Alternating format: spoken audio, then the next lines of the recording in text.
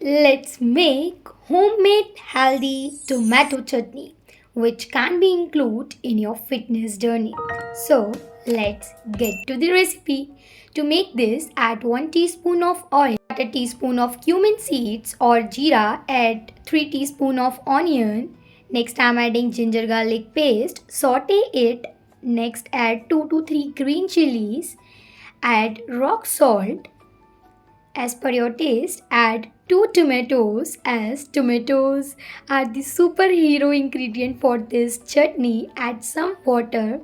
Did you know that tomatoes are rich in vitamin C, K, potassium, folate? Once they are cooked, remove the peel.